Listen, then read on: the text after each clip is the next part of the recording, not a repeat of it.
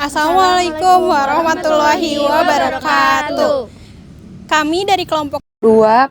Perkenalkan, nama saya Anissa Silviana Putri dengan NIM 10107250123 sebagai pembicara 1. Perkenalkan, nama saya Ana Zuazara dengan NIM 10107250012 sebagai pembicara 2. Saya Anissa Aska Azizah dengan NIM 10107250061 sebagai host. Saya Jisal Amabel Ramadin Chef dengan NIM 10107250072 sebagai peraga 1. Saya Raihana Zara Putri Asa Castella dengan NIM 1010725000142 sebagai peraga 2.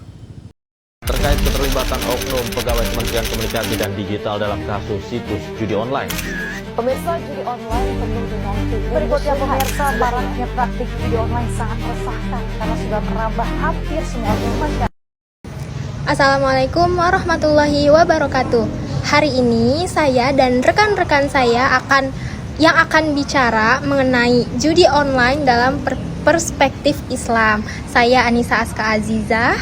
Saya Anissa Silviana Putri. Saya Anazwa Azhara. Kalian gimana kabarnya? Alhamdulillah baik. Semoga kita semua diberikan kesehatan oleh Allah Subhanahu wa taala. Amin. Oke, kalau kayak gitu langsung aja ke pembahasannya. Nah, pertama kan belakangan ini kita banyak melihat masyarakat tuh suka kecanduan gitu sama judi online. Nah, kenapa masyarakat sekarang tuh banyak yang kecanduan gitu? Menurut kalian kenapa?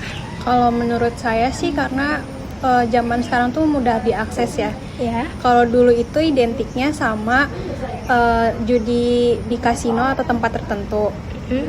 Terus kalau sekarang lebih banyak menggunakan handphone dan juga ada akses internet di mana-mana. Jadi orang lebih mudah mengaksesnya. Terus habis gitu sekarang di banyak iklan-iklan dan promo menarik supaya mencoba judi online dan mendapatkan promo yang besar dalam waktu yang singkat gitu. Nah, menurut aku sih setuju ya, soalnya kan kalau judi online itu kan banyak banget kayak dari platform lainnya, terus kayak link-link yang kayak gitu kan, terus kayak iklan-iklan gitu kan. Nah, itu sih. Oke, berarti dari yang tadinya coba-coba aja jadi kecanduan gitu ya. Oke. Nah, kalau misalkan kita lihat dari sudut pandang Islam, bagaimana sih sebenarnya hukum judi online itu, memainkan judi online itu? Nah, sebenarnya kan kalau dalam Islam itu kan hukumnya kan haram ya. Kalau main judi online itu kan ada di surah Al-Maidah ayat 90.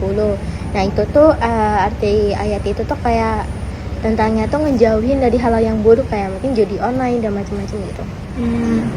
Selain itu juga Allah itu menyuruh umatnya untuk mencari rezeki yang halal dan dengan usaha sendiri. Karena kalau dari judi online uangnya kan haram dan tidak berkah juga. Terus akan mendapatkan masalah kepada hidup seseorang itu. Oke, berarti dapat disimpulkan bahwa judi online itu bukan hanya melanggar norma sosial, tapi juga melanggar ajaran Islam. Betul. Gitu. Nah, judi online ini kan pasti punya dampak. Salah satunya yaitu ekonomi. Nah, menurut kalian bagaimana?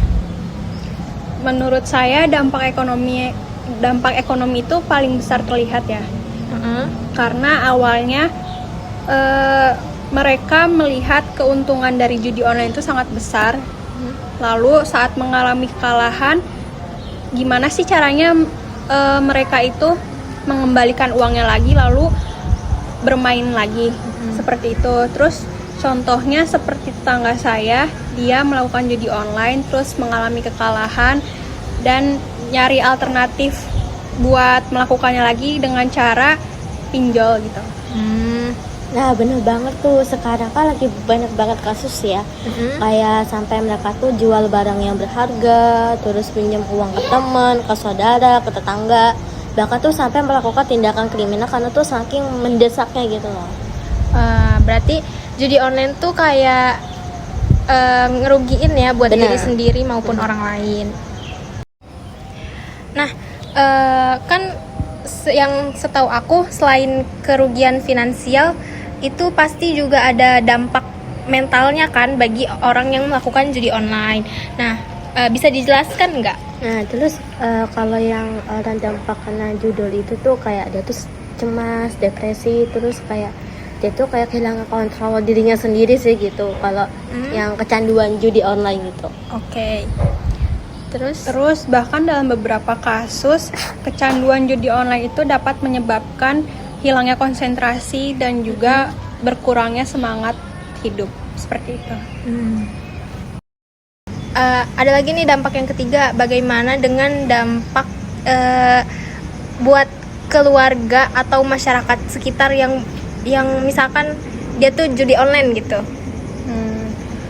Kalau itu sih kecanduan judi online itu merusak hubungan dengan keluarga, pasangan, Iya, itu pasti. ya, terus kurang peduli ke orang sekitar juga bisa. Terus habis gitu kepercayaan keluarga juga jadi hilang karena adanya kebiasaan berbohong mengenai uang dan juga waktu seperti itu. Terus kan juga ada masalah konflik ya. Konfliknya itu nggak cuma sedikit, mungkin kayak tentang kasus perceraian akibat kayak faktor ekonomi gitu loh. Kalau ada contoh lain misalnya gitu. Contoh lainnya tuh banyak, mungkin kayak melakukan tindak kriminal, terus pencurian, bahkan sampai gaduh di lingkungan masyarakat gitu. Nah, ada yang bikin pertanyaan yang bikin aku menarik nih.